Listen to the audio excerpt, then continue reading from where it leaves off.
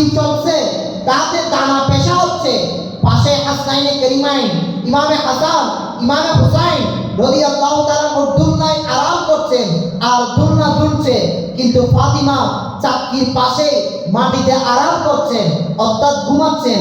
হযরতে উম্মে আইমান রাদিয়াল্লাহু তাআলা আনহা বলেন, এই ঘটনাটি দেখে আমি খুবই আশ্চর্য হলাম, চাকরি নিজে নিজে কেমনে চলছে আর হাসাইনে কারিমাইন এর দুলনা কিভাবে নিজে নিজে দুলছে।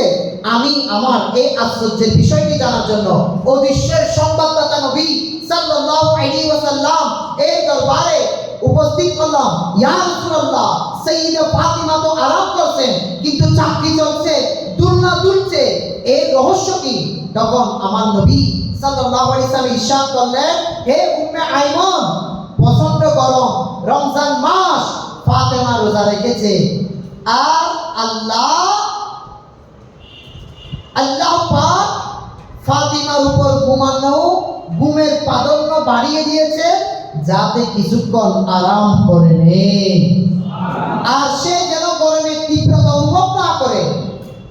আর এবং ফেরেশতাদের পাঠিয়ে দিয়েছেন আল্লাহ পাক, এই ফেরেশতা আমার ফাতিমা রোজা রেখেছে, এখন চাকরি চালালে অনেক কষ্ট হবে, এই ফেরেশতা তোমরা চাকরি চালাও আর ইমামে হাসান ইমামে হুসাইনের দুলনাকে দৌড়িয়ে দাও।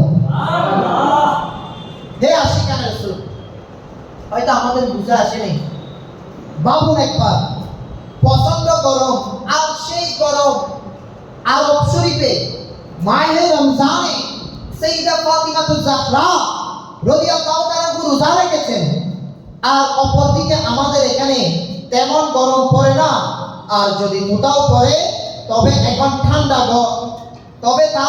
ঠান্ডা ঘরে ফ্যান রয়েছে, এসি রয়েছে, এরপর আমরা রোজা রাখি না। মনে রাখবেন, রমজান শীতকালে আসুক বা গরমকালে এই রোজা ফরজ, তা রাখতে হবে। সাহাবায়ে কিরাম আমাদের এই মনোভাবের মধ্যে বিরাট একটি পার্থক্য ছিল যে সাহাবায়ে কিরাম নেকি, জান্নাত, আখিরাতের সওয়াব, সাল্লু আলাল হাবিব সাল্লাল্লাহু আলাইহি, আখিরাতের সওয়াব, আল্লাহ পাকের সন্তুষ্টির লোভী ছিলেন। তবে ধীরে ধীরে যতই নবী পাক সাল্লাল্লাহু আলাইহি ওয়াসাল্লামের জাহিরি হায়াতের যুগ থেকে দূরত্ব বেড়ে যাচ্ছে, আমরা সুযোগ সুবিধা পছন্দ করতে লাগলাম। গরমকালে রোজা যদি বা যারা রাখা তারা তো রাখেই, কিন্তু সাধারণ আকাঙ্ক্ষা হয়ে থাকে যে রমজানুল মুবারক যদি শীতকালে আসলে খুবই ভালো হতো। প্লিজ ইসলামী ভাইয়েরা, আসুন আমরা আরো কিছু শ্রবণ করি, যেমন হযরতে সাইয়্যিদুনা ফাতিমাতুজ জাহরা রাদিয়াল্লাহু তাআলা আনহা এর গুণাবলী মর্যাদার উপর অসংখ্য কিতাবাদি রয়েছে। আমরা তার দুইটি মহান গুণাবলী সম্পর্কে শ্রবণ করি। এক গুণাবলী হলো সাইয়্যিদা পাক রাদিয়াল্লাহু তাআলা আনহা এর পাগল, আর অন্যটি হলো পরপুকার করা।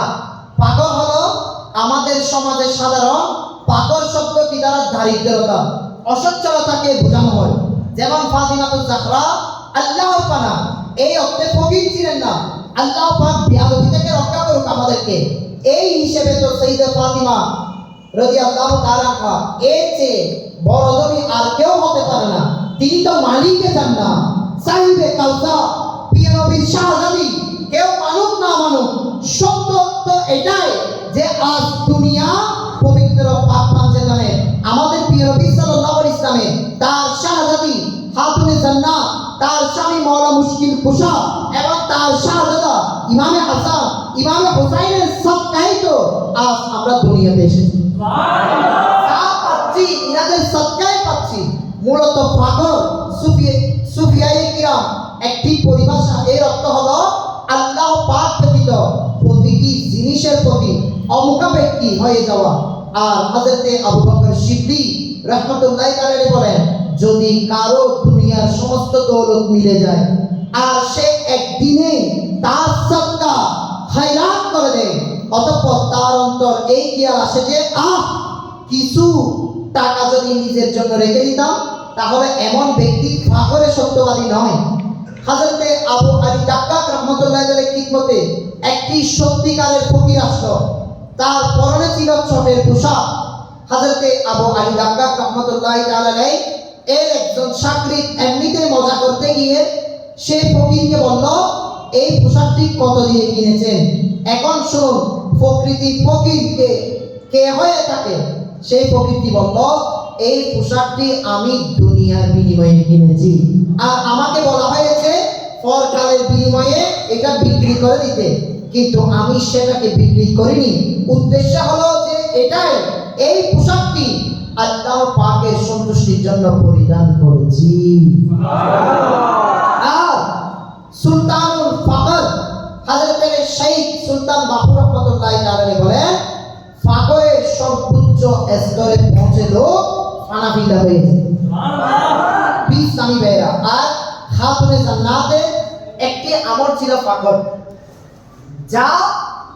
যা কিছু করবে আল্লাহর জন্যই করবে, যা জামা পরিধান করবে আল্লাহর জন্য করবে, এটাকে বলা হয় ফখর। আর যা কিছু রয়েছে নিজের, এটা আল্লাহর রাস্তায় সদকা করে। আর ফাতিমাতুজ জাহরা রাদিয়াল্লাহু তাআলা আনহা, ইনার আমলের মধ্যে এটা ছিল, ইনি রমজান মুবারকে দোয়া করতেন, হে আল্লাহ। ফাতিমাতুজ জাহরা রাদিয়াল্লাহু প্রতিদিন দোয়া করতেন।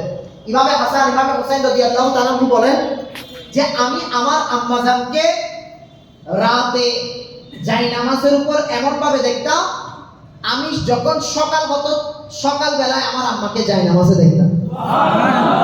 ফাতিমাতুজ জাহরা রাদিয়াল্লাহু তাআলা খুব দোয়া করতেন। কি দোয়া?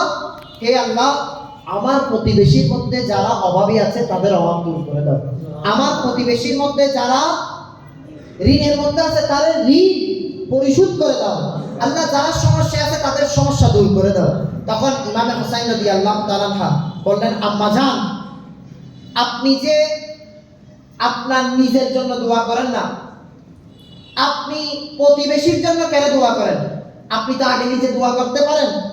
তখন ফাতিমাতুজ জাহরা রাদিয়াল্লাহু তাআলা বলেন যে আমি আমার অভ্যাসের মধ্যে এটাই যে আমার জন্য কোনো দোয়া করব না, আমি আমার প্রতিবেশীর জন্য দোয়া করব।